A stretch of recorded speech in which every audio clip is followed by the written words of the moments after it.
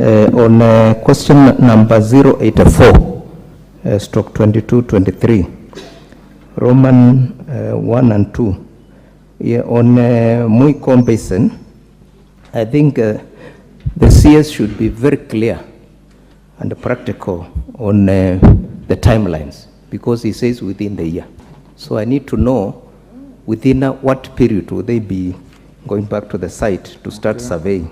Roman number 2, on the titling of the border with Tana River, there is only one surveyor on site.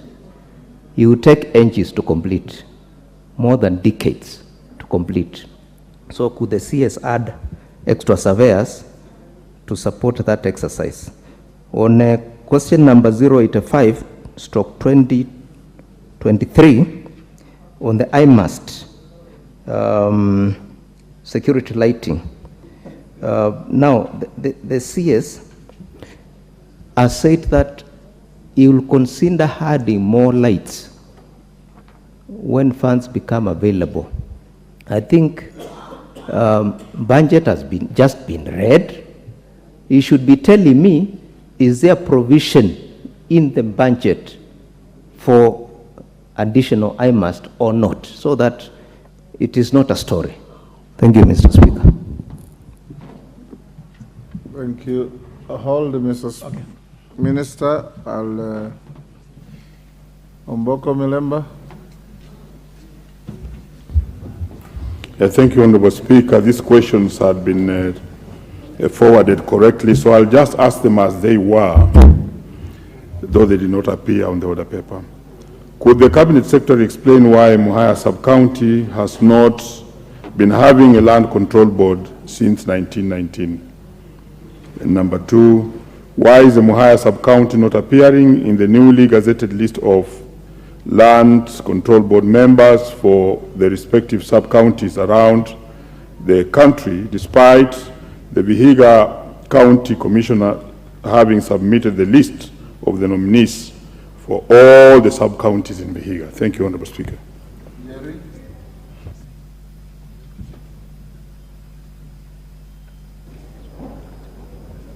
Thank you, Honorable Speaker.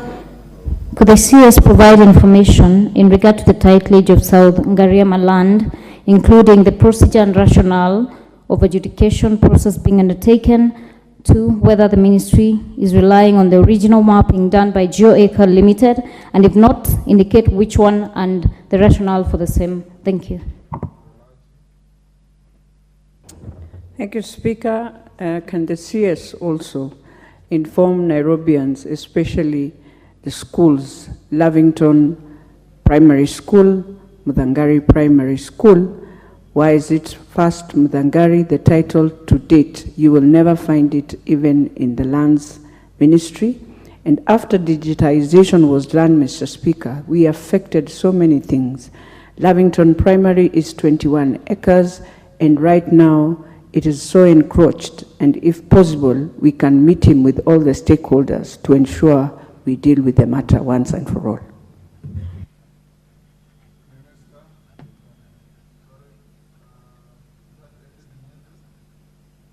Edith? Honorable Edith Nyanzi.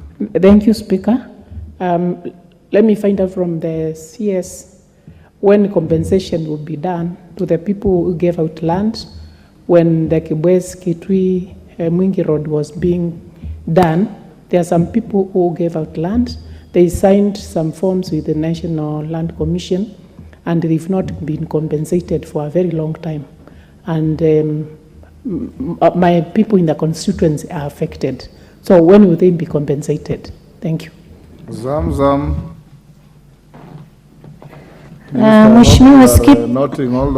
Mheshimiwa Speaker, ningependa kumuuliza waziri kule Dongo Kundu ambapo wameanza special economic zone pale.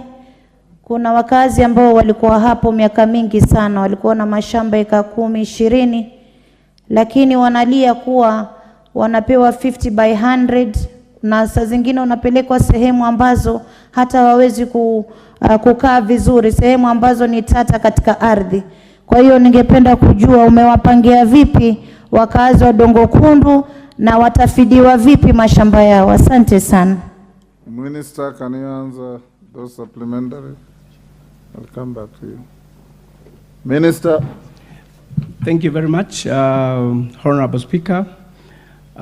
In regards to the first question, 084-2023, I want to assure the Honorable Member that there is a budget allocation of 100 million towards the project of high masks. And it's good also to note there were areas that were never even got those facilities. So once we look at this budget, then we'll be able to see whether we can have additional high mask security lights. So it's good to note that we cut across all the counties, and kindly appreciate what you got first. But I can assure you, once funds allow, we are going also to have additional. On allocation, the other issue is on the Amuhaya. Yes, we have areas that were left behind on the Lands Control Board.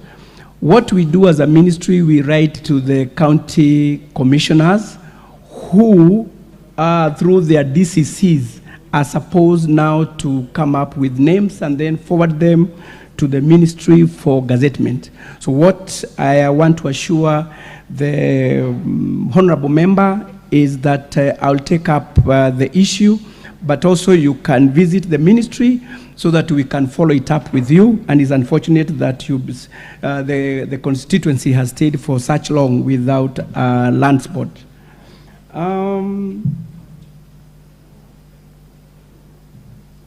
The other question is in regards to the Lavington Primary School and Mudhangari. Honorable Member, Honorable Speaker, there's a team working on public lands across the country.